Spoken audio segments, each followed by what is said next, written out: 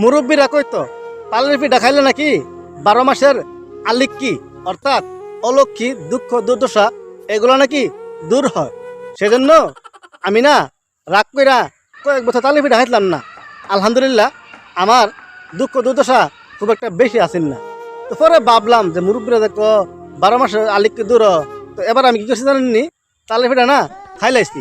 ঠিক আছে, তালের পিঠা ভাই যে খাইছি, খাওয়ার পরে দেখি আমার মনে করেন জনের দুঃখ দুর্দশা অভাব অনটন রোগ সুখ এগুলো না বাড়তে আছে আর বাড়তে আছে।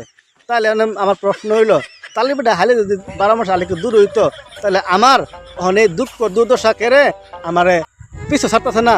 আপনার কাছে আমি জানতে চাই, আমি বলতে চাই যে যাই বলুক কিছু বিষয় আপনি এবং আমার অবশ্যই মাথার মগজ দিয়ে চিন্তা করা উচিত। সুখ দুঃখ এগুলো আল্লাহ কর্তৃক প্রদত্ত এবং আমাদের কিছু কর্মের ফল।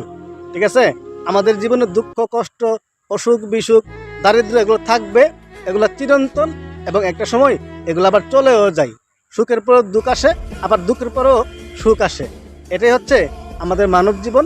এই বিষয়টা আপনার এবং আমার অবশ্যই মাথায় রাখা উচিত।